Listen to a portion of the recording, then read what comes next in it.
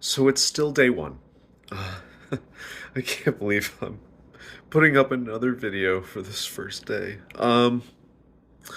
It's it's almost 11:30 at night.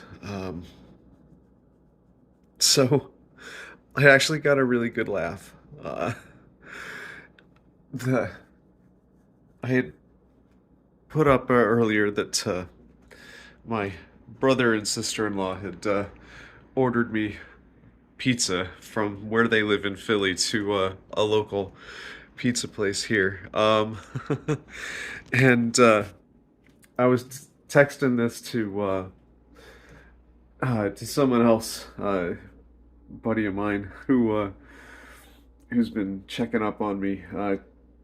He asked where it came from, and I told him he had never heard of it. The guy hadn't heard of it either.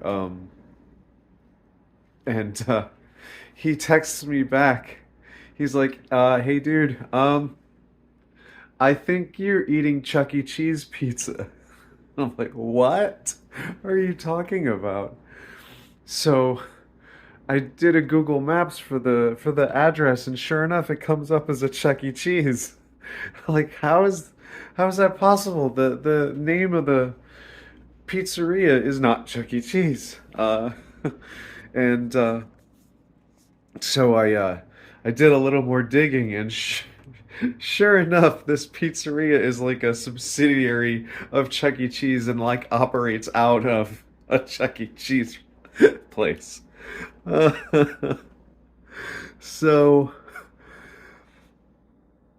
one of the worst days of my life. Uh, my life is entirely flipped upside down, and my older brother and his wife from 2,000 miles away orders me Chuck E. Cheese pizza. Oh shit. That's funny. That's that's humorous. And she was all excited. She's like, it has a 4.2 star rating on Google or wherever she was looking, and I'm like, all right, cool. Sounds good. Oh boy. Um that's see it's not all bad stuff, you know. Uh Dealing with grief and trauma and hardship, you have to find some funny sometimes. It's hard to smile. It's hard to find reasons to smile and be in a good mood for anything. So any little burst of humor is absolutely 100% welcome. Um, but in addition to that, my cousin, who's on the other side of Washington, close to Seattle, uh, let me know that, or asked me how I'm doing, if I'm doing okay. Just let me know she's thinking of me. This was just maybe 10 minutes ago. And I told her that I'm not doing all that well, because I'm not overall. And that sometime in the next month, I'd like to go see her, uh, because I'll be in the area anyway. And here's why I'll be over there.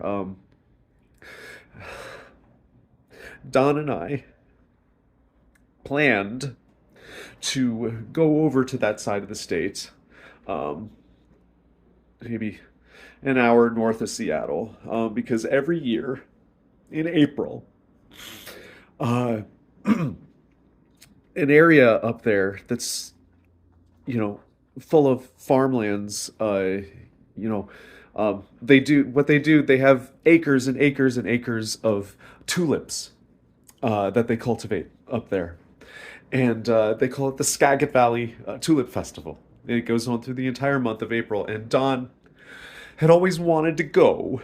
Uh, he'd lived in this area for, God, 30 or more years. He never really went. He always wanted to, but never got around to it. And him and I were gonna go this year. We had plans. We were gonna do it. Um, uh, and since since he died, I promised myself that I would go anyway, uh, without him, and enjoy it for him. And my cousin Kirsty just offered to go with me. So it's a sad thought.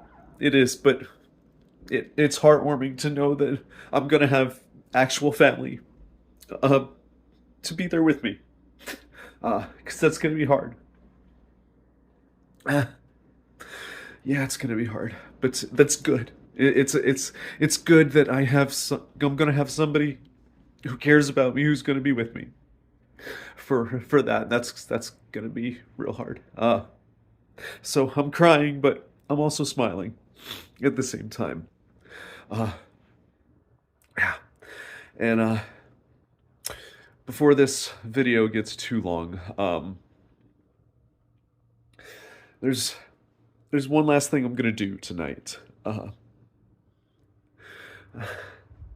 And again, this is just one of those silly things that you don't think is ever gonna be hard when you lose somebody, but lo and behold, turns out it's hard. Uh, so for me, and I've said this before, Don stayed up here most of the time, and I stayed downstairs. That's where I slept. But I always went to bed before him. So while he's up here, still awake, and I'm asleep, and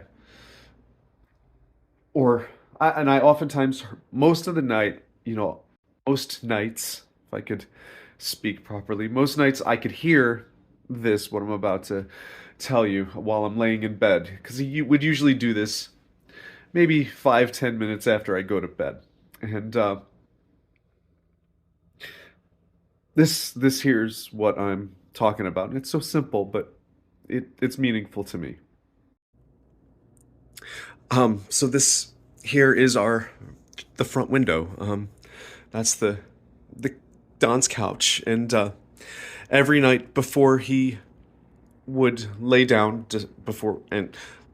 and know he's not going to get back up for the night, he would come over here and close the blinds on the window. And that was just his nightly routine. And it was always him who did it. Always. 100% of the time. It was Don who closed the window shades, and that was the last thing he did at night before he went to bed. Um, last night, last night I reached for the blinds, but I couldn't bring myself to touch them. I couldn't bring myself to do it myself because that's Don's job. But here it goes. Oh, just I can't explain why something like this is so difficult. Maybe it's just knowing what was his is now mine. This small task is mine now. And that's hard.